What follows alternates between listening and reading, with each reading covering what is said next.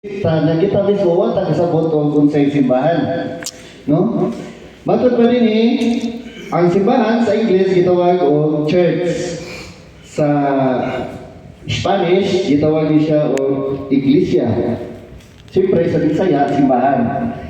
Sa ang original ginani nga pinulungan nga gikan sa Bible, Greek coin language is Ecclesia.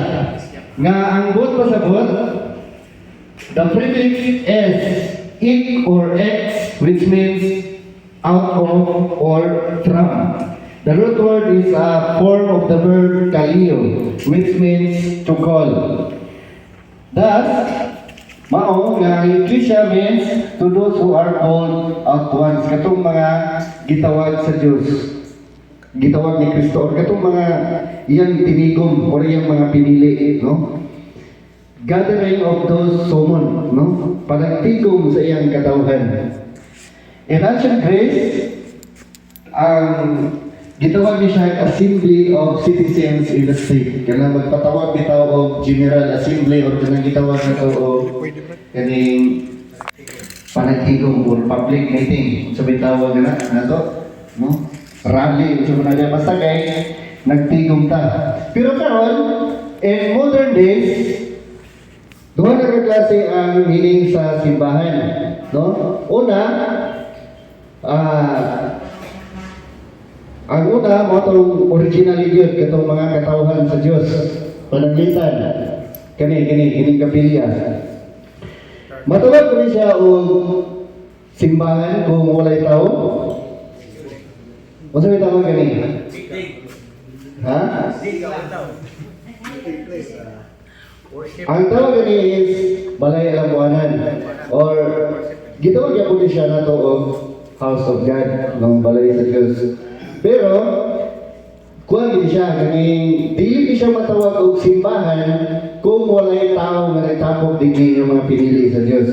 Parehas ko na sa kanang usa ka building na kung walay kung ang sunod puro mga kabayo unsa may tawag na? Ha? Kwadra. Then kung ang usa ka building ang sunod puro manok, unsa tawag na? Poultry. Pero kung ang usa ka building ang sunod puro mga senador, unsa tawag na? Kongreso. Dili ko na siya matawag. Bisan pa o mga tao ang sunod, pero dili tinawag sa Diyos, di ka ko na siya matawag og simbahan. Kung political banya mo na siya, ana. So, matawag na siya kung simbahan kung ang mga tao nagkatigom sa ngalan sa atong Ginoong Jesucristo. No? Balay alambuanan, kini. So, in modern days, ang kini balay alambuanan, gitawag na po ni siya simbahan. No, dili na po nato na siya i-deny nga dili ni nato tawagan og simbahan kay in kuan kaning vernacular yun mayon tag simbahan itudlo kini kapilya no simbahan gyud po siya. So mo na kahulugan sa simbahan, no, balay sa Dios nya physical o kuan spiritual. So mo gyud siya original nga katawhan sa Dios. So, saan man nato, sa karon nga panahon, matod pa sa record, ako gi-research sa Google, nga ilang record last year. Ang sikta ko karon mikabat na sa 45,000 nga padayon pang na daghan. So, asa may tinuod ni nga sikta? May tinuod ni nga katawhan sa Dios o kani gitawag nga kani iya sa Diyos nga mga katawhan or assembly of God. Naro ba po sikta nga gitawag og assembly of God. Kaya dito yung po nila gikuha sa Juan, sa kining Greek word. Ila lang English. No, assembly of God kuno. No, mo po sila kuno tinuod. Kay Ecclesia. No? So mato pa din unsa na to pag-identify, pag-determine ang tinuod nga simbahan. Ang atong credo sa mga apostoles o ang Nicene Creed naghisgot gyud ani sa tinuod nga simbahan, no? Mao ni dinhi gihisgotan. Upat ka marka nga iyang gibanggit gyud dito sa ato ang Nicene Creed, no? Ang ingon dinhi atong gingon, atong gina-pronounce every Sunday, no? One Holy Catholic and Apostolic Church, no? I believe in one Holy Catholic and Apostolic Church. So, dugma na siya nga gideclare sa ato ang mga kaobispuhan dito sa Council of Nicaea. So, mo ni ang upat ka mga marka nga gideklara sa ato ang simbahan. Una, one, usara. The first mark of the church refer to here unity, which is safeguarded by the Holy Spirit and follows by the prayer of Jesus from the Last Supper. Kung atong mabasa ni dito sa teksto sa 1:17-21, no? Nga matod pa ni San Juan, Amahan, nag-ampo ako nga kini akong mga katawhan mahiusa. Ingon nga ako o ikaw nagkahiusa, no? Let thee be one. Mo ni yang giingon dinhi. Dayon 1 Korinto 1:10. Matod ba niya dinhi? Isa.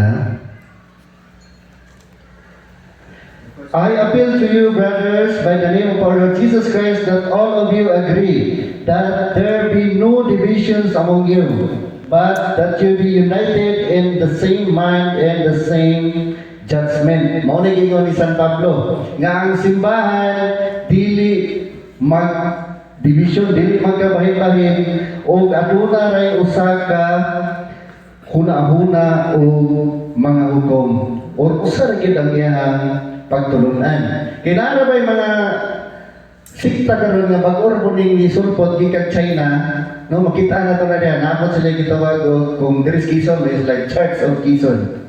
O dito mas maramay Church of Maramag. Unya ingnon nimo nga kauban mo ana brad kay pari ang kuan dili lahi plus la kay Church of Maramag, Church of Quezon ni. Pero pari o kuan pagtulunan pero lahi mo na sila, no? No, dili nga no? Unity, matod pa din unity in Christ. Nagkahiusa diya sa kang Jesucristo o gipanaligdan sa balaang Espiritu. Matod pa, sa ikaduha, the church is one body of many members. Ang simbahan, usa ka lawas nga daghan ang sakop, daghan ang iyang membro, no? Matag usa ka nato membro sa simbahan. So mo ning mabasa nato dinhi sa Roma 12:5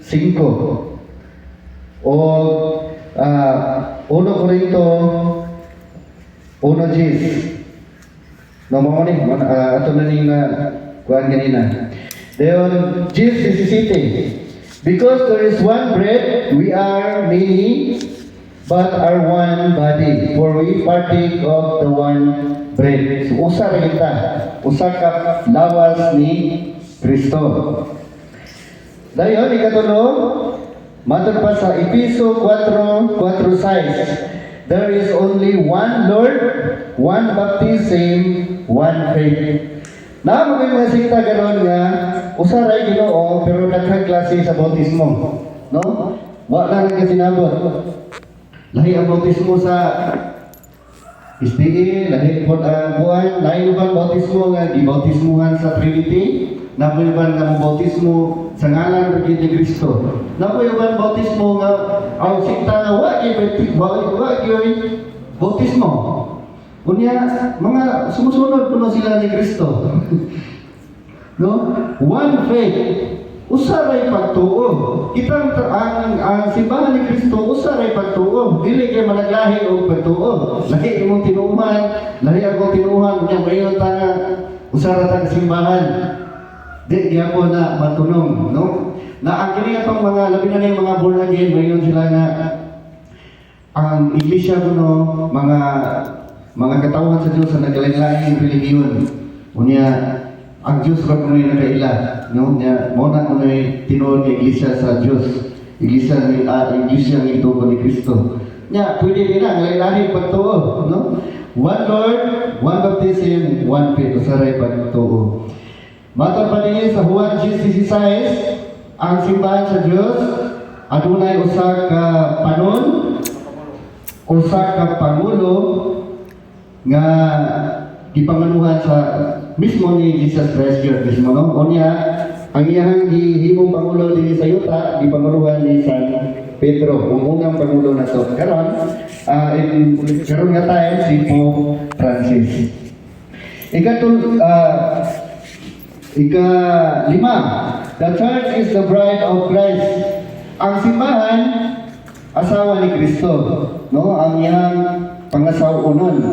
Unya, nanudlo si Kristo nga dili manapaw. Lisod sa loob, ang simbahan iyang pangasawunon, niya napod sila iyang pangasawunon. Pagyan, mura o pagkapit. Do, matod pa na din sa Episo 5:23 padlo sa 32, ang simbahan mo ang bride ni Kristo or ang pangasawa. So dili gid pwede nga si Kristo mangasawa og daghan, no? Isa ra gyud. So mo to say una nga timaan. The church is one, sara. Ikaduha, the church is holy. Ang simbahan balaan. The church is holy not because of all her members are holy, but because of the founder is holy, which is Jesus Christ. He is the vine, made the church clean through His word. The head of the church, which is His body. Kinama ko yung sikta nga mayroon sila nga kung kamo pa'y tinuod nga tinukod ni Kristo, nga nung daghan man sa niwa ang palahubog, daghan ang sugarol, daghan ang buwan, o sani. Daghan kay tanan nga sala sa kalibutan, ihatag nila sa Katoliko.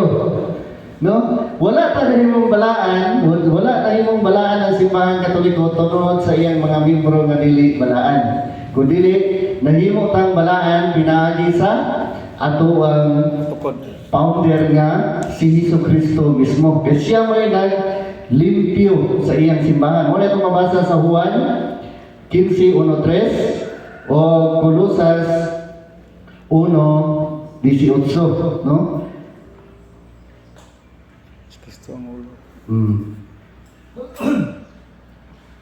Dayon, the church itself is holy because it is the source of holiness. It's the guardian of the special means of grace established by Jesus established the sacraments. Ang simbahan nahimong balaan kay siya mo'y nagkupot sa 7 ka sakramento nga gihatag ni Kristo isip mo'y nahulog o tuburan sa tanang grasya. No, pinaagi sa sakramento, nadawat na to ang grasya gikan sa Dios.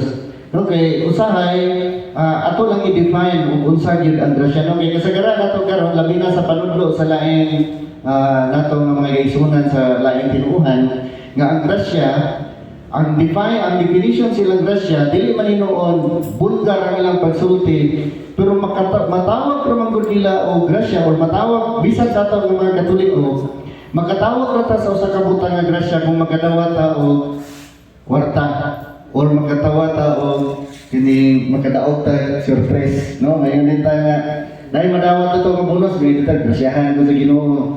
Nay madawat na to nga kadaog sa surprise grasya sa Ginoo. Kadaog ta og kuan ay mudunit umatag sa Ginoo grasya sa Ginoo. Mao nay atong sa karon nga modern days mo na definition sa grasya. Nalimtan na to ang tinuod nga essence sa grasya. Ang grasya actually dili man ingana, no? Ang grasya nga gihatag sa Ginoo mao ang pagkabalaan sa tao nga makahatag og kinabuhing dayon kanang mga tanan, kanang mga sakyanan, mga kwarta, temporary na siya, unya naa na siya daan diri sa kalibutan. Existed na siya, no?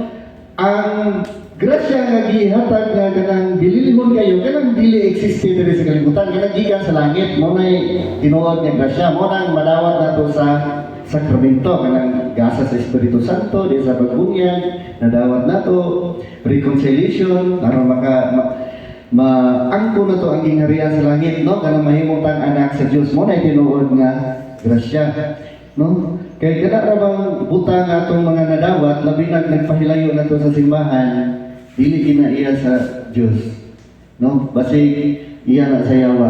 Kay kinira bang yawa, kung nakahinumdum ta, pagtintal niya sa atong Ginoong Jesucristo, giingon ba siya nga, ihatag na ko kanimo ang tibuok kalibutan, kining mga gingharian, kining kuandre, kining sa ni, kining gingharian, ang dumog o himayan ining kalibutan na ihatag na ko kanimo ang tanan. Simba lang nako. Muna siya. Sa ato pa, kaya kayo ihatag sa yawa ang mga butang, mga kwarta nga nag-exist diri sa kalibutan. Kung kanang mga butanga atong nadawat, dili pinaagi, or nakapahilayo nato sa simbahan, ato na nang hinuktukan. Wow. Pareha ni katong giingon ni Brad, no nga murag mulihawa gid siya kay naagi ko ang dili gid no bisag mohatag og promotion.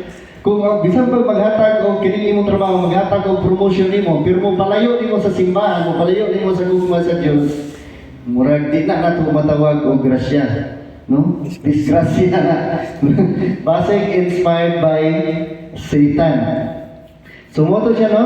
Ang ikaduha, ang simbahan balaan dili tungod sa iyang membro nga mga sugarol, kundi tungod sa founder or sa gasa sa Espiritu Santo or sa atong Diyos nga mao'y balaan. So kung balaan ang punuan, balaan pod ang mga sanga despite bisag unsa siya kadaot. No? Ikatulo nga marka sa simbahan mao ang pagka-Katoliko, universal or pagka-makailapon. The church is universal because it is kept to all people. Gasa kini sa tanan katawhan sa tibuok kalibutan.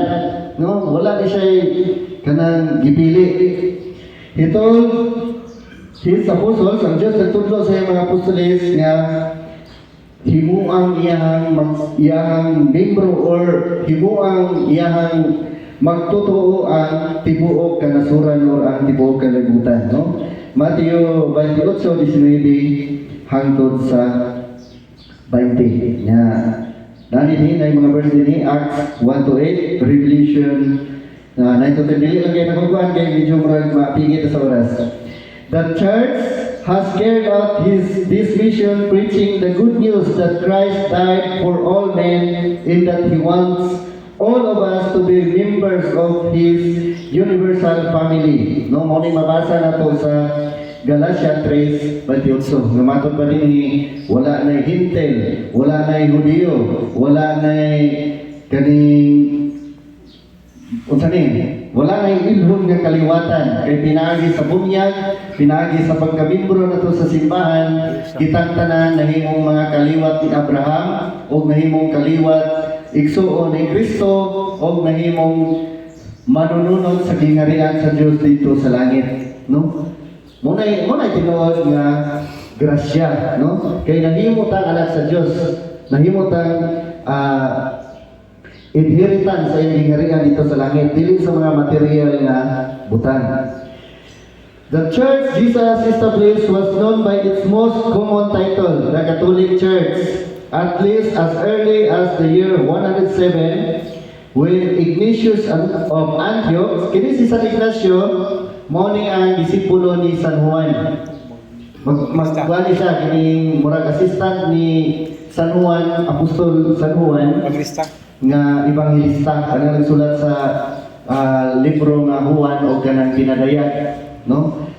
Ang iyang estudyante na usahin si San Ignacio o si Polycarp.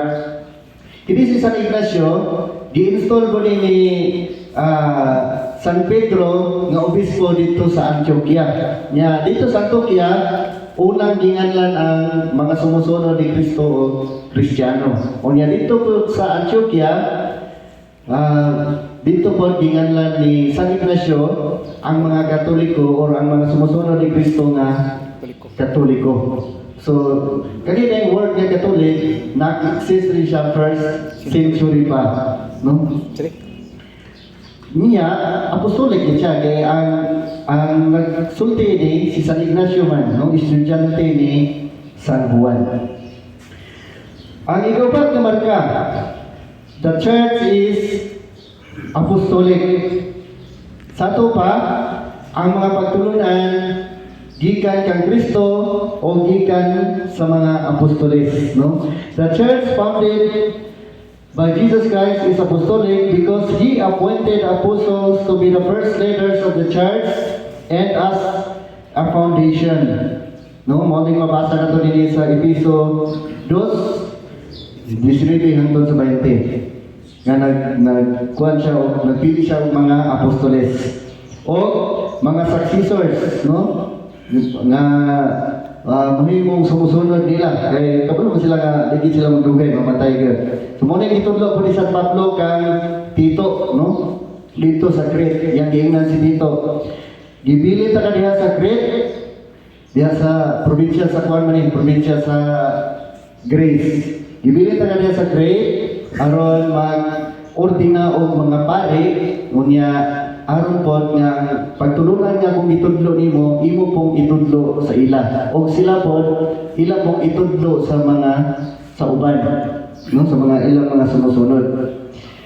The apostles were the first bishop led by Peter as the first pope, morning sa Matthew 16:18. And since the first century, there has been unbroken line of the Catholic bishops faithfully handing on what the apostles taught the first Christian and secret scriptures. Morning sa 2, mabasa ko na to sa 2 Timothy 2:2. So kung ngayon pagtinuod ng simbahan, mubalik kita sa Matthew 16:18 kung kanus agitukod ni Kristo ang simbahan. Dili kay mubalik ta dito sa 1863 or unsa man na, no? Ang simbahan mubalik dito kang Pedro. Kinahanglan lagi connection kang Pedro. Kay dito man gitukod ni Kristo ang simbahan sa ibabaw kang Pedro nga iyang paganumalahon, no? Diyan in succession dayon. Nga mo na ni karon si Pope Francis ang last niya, dili pud malahos, no? Ang current na to nga present na to nga Santo Papa, no? So kung ang usa ka simbahan walay leg, walay linya nga mosangko ngadto kang San Pedro, klaro na gigayo nga piki, no? Labi na og 15th century ra ni tubo, no? Kasagaran yun sa mga sikta, itubo na gyud 15th century hangtod karon present niya padayon nga naiga tubo. So mo ni siya upat ka marka nga gitudlo sa atong simbahan pinagi sa dugma sa Council of Nicaea nga atong gina-proclaim every Sunday pinagi sa Nicene Creed or Credo sa Nicaea.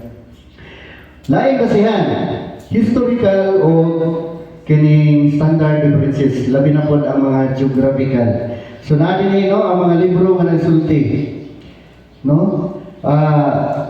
Pipila na niya kung ikot lo, actually halos tanan standard difference nagsulti yun nga ang simbahan katoliko mo ay kining tinuod nga tinukod sa itong Ginoong Jesucristo, no? Usahan ni ang Merriam-Webster Encyclopedia of World Religion 1999 page 938. Roman Catholicism. Christian Church characterized by its own uniform, highly developed doctoral and organizational structure that traces its history to the apostles of Jesus Christ in the first century CE, no? Circa.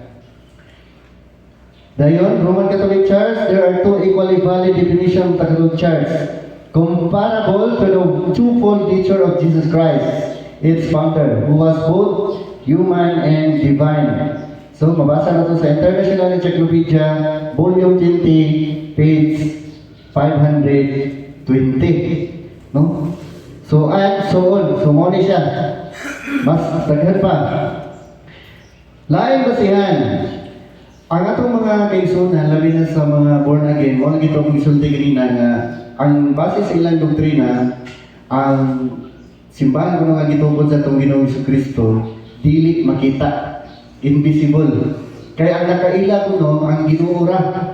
So mo lagi ito nga, bisan tuod og nakamaw na mayon sila nga way relihiyon nga makaluwas.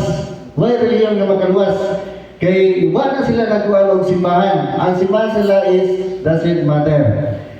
Ang ilang gikuan is relasyon sa Ginoo. Bisan og nakunog ka sa lain nga mga tinuuhan, kung nakay tinuod nga relasyon sa Ginoo, kay ang Ginoo ra gyud kunoy nakaila sa iyang katawhan. Mao ni nga matod nila ang simbahan nga tinuod nga gitubo ni Kristo dili makit-an, invisible kay naa kuno na nagkatag-katag unya ang Dios ray nakaila. So mura man ay committee. Pero atong sutaon nga ang simbahan nga tinuod ni Kristo makita yun. Naagit siya physical nga o institutional nga organization nga makita yun. Kaya kung dili pa makita, no, the scripture teaches us that the church is visible, identifiable institution with a verifiable history, continues through apostolic teachings. So, natay mabasa din Matthew 5, 14 ngadto sa 16 o buhat 8 ngadto sa 5. Kaya kung dili pa unta, no, matod pa din sa Matthew 5, 14, 16, kung nakahinumdum ani matod pa din ni Kristo. Ang walay magdakot og suga nga iyang taguan sa ilalom sa gantangan. Iya hinuong itungtong sa tungtunganan aron modat-ang sa tanan. Sama sa iglesia, no, sama sa siyudad na iyang itungtong dito sa bukid aron modat-ang sa tanan. No, ingala ang iglesia wala tague. Sa to pa dayag, no, ang gikuan ni Kristo din nga dayag ang simbahan. Kaya unsaon man, no, ang gikuan ni Kristo unsaon man pagkailhan sa simbahan kung dili makita. Unsaon man pagtudlo, no? Mo na yung gingon. Kaya si Kristo man ang siya man ang suga, no? Ang iyang mga tinunan mo yang ginagutan ng suga. Diyan siya, kamo ang kahayag sa katawhan. Walay magdagkot og suga nga taguan sa gantangan kundi itungtong gayon sa tungtunganan aron makita sa tanan. Aron mudat-ad sa tanan. So kung ingani sayop na daan ang ilang theology nga ang simbahan invisible. Ikaduha nga basihan nga ang simbahan visible gyud. Unsa mato pa dinhi sa buhat sa 8:15 or dili lang po, no? Usa lang ang example ni sa Biblia. Pero nakita yung mga history sa simbahan nga ang simbahan gilutos. No? Gani usa si San Pablo nga nagluto sa simbahan sa Jerusalem. So kung dili pa makita ang simbahan, kung dili pa visible ang simbahan, unsa ang pagluto sa kalaban? Makakita man gani ang kaaway, una kita no, di ka kita. Kanang mga magtotoo, no? Nahimo gali sa kaaway sa Dios ang pagpanglutos, no? Ipampatay man gali ang mga simbahan, no? Ang mga magtotoo ganiadto, nya mayon nga kaning invisible may pa mga kaaway kay makakita pa sa simbahan. Kita ginoon dili. Murag naay no murag naay diferensya sa tuwang theology ani. No, klaro di kayo ang simbahan makita, no? Kay malutos man, mapatay. Pero napo sa punto nga ang simbahan is invisible pero sayop ang ilang theology. Ang simbahan nato both visible and invisible. Makita o dili makita. Tungod kay atong simbahan gilangguban man sa membro sa simbahan. Ang mga membro sa simbahan kining mga pareha nato mo ning makita. Naapoy mga membro sa simbahan nga dili makita mo na tong nasa langit, katong nga santos na. Kato sila ni San Pedro, may simple nga santos naman to sila. Dili man to sila buwan. Dili maningon nga mamatay ta bulag na ta sa simbahan, no? Ang simbahan diri rin sa kalibutan niya, di kamatay na to. Wala out na ka sa simbahan di naka-member. Member gyapon ka. Mo na nga ang body, ang simbahan makita na to pero dili na to makita ang kinatibuk-an, no? Luag, no? Luag ang simbahan. Makita pero na dili pod na to masugod. Kay ang kidakon sa simbahan dili na to masugod. Labi na kay nisangko siya dito sa langit. Mo na gitawag na sa doktrina sa simbahan na ang simbahan is mystical body, no? Makita o dili makita, no? Gilangguban sa mga tao nga balaan dinhi sa yuta o dili balaan o gilangguban sa mga taong balaan nga tuan na sa langit. So mo na siya other na basihan. So, kay, mo lagi na, no, dagang ito na yung kwentro manggod nga, nilang ibarugan sa, labi na sa born again, nga ang simbahan, dili ko nung makita. Mga diingon nato ang ilang member. No? Last na yun. The church, kani siya, kuhan kini siya karon ganang kining bago ra ni nga presko pa kay ni nga kuhan presko pa kay ni nga kanang hot pa kay ni nga issue. The church, the pillar and foundation of truth. Kini nga pagtulunan isang dayag kay mabasa nato sa 1 Timoteo 3:15.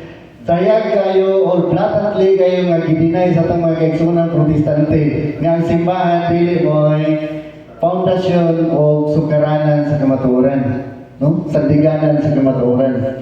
No, ilang yung gidinay bisag klaro lagi kayo nga mabasa, no?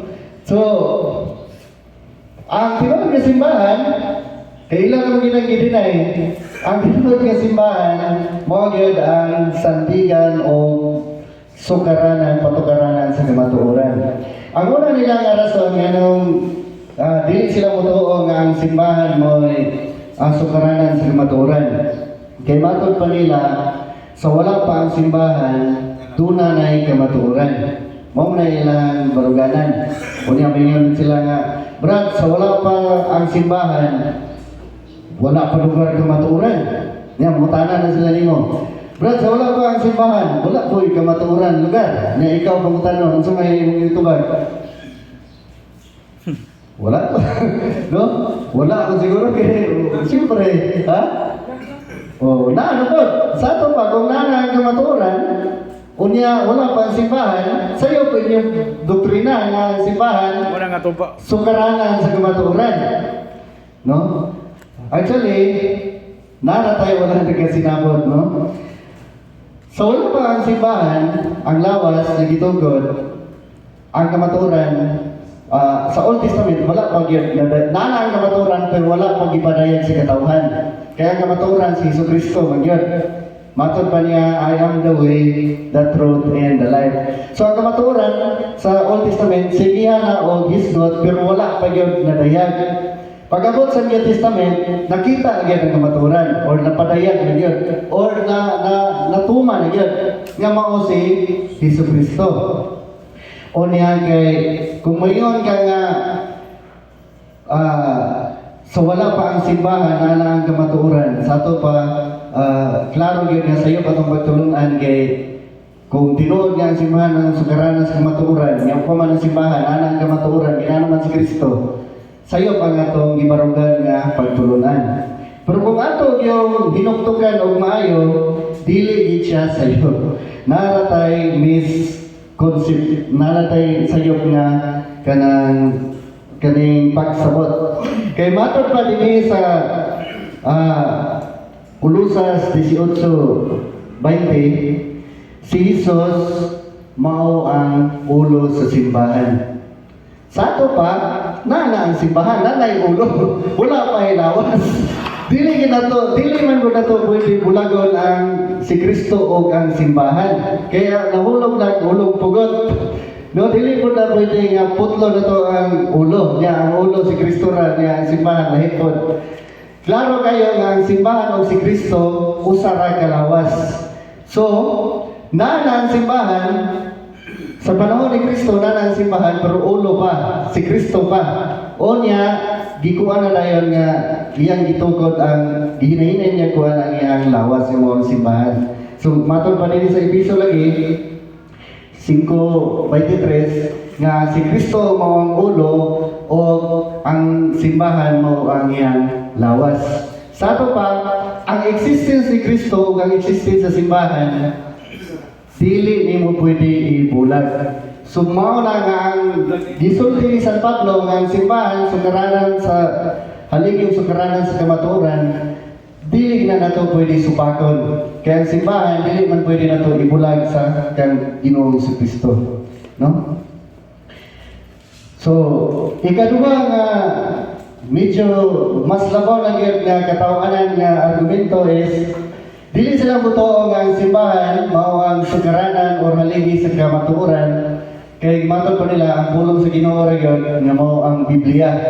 So mo na nga murag joker, musamot na yun o ka-joker. Kaya kini nga panahon, sa pagsulat ni San Pablo ni 1 Timoteo 3:15, wala pa di Biblia ng panahon na. Gani mo pa pagsulat niya ni 1 Timoteo 3:15. Wa pa niya nasulat ang 1 Timoteo 3:16. So forth, wala pa gani niya, wala pa po, no, gisulat niya ni 1 Timoteo 3:15 dito sa Roman, sa prisuhan, napriso siya dito sa Roma, yato 64 to 67 AD. Wala pa niya nag-exist ng Biblia, mo pa'y pagsulat lagi niya, mo pa'y paghimo niya ng papel, no, kamulo ko siya sulatan ng 1 Timoteo 3:15. Wa pa'y Biblia, gani, wala pa na human o sulat, wala pa nasulat ang Ebanghelyo ni San Juan, pati ang mga pinadayag, wa pa nasulat aning panahon na. Sa to pa, wala pa yun nag-exist ang Biblia, panahon ni isulat ni San Pablo ang iyang sulat nito kang Timoteo, ang iyang unang sulat nito kang Timoteo. Labi, particularly kining 1 Timoteo 3:15. So, klaro kayo nga, murag joker gid or tumutumo no katawanan kayo ngayon ka nga ang Biblia mo ay sukaranan sa kamatuoran o niya pagsulti ni San Pablo ani pagsulat wa pa Biblia unsa may himong sukaranan sa kamatuoran ani kundili ang simbahan mismo ang mga pagtulunan sa tuwang Ginoong Jesucristo. So dinira ko tama mga igsoon, no, hinaot nga itong nakudluan or natay na kudlo gamay sa atong topic. Daghang salamat. Anyway, ako rin mga po yung mag-istorya. Daghang salamat ako. Pahulay ta, kay taon-taon manuto din ta. No? Dayon ang mag-ready na din ang sunod ng maghatag o Stop. Patok, si Brad Aladino.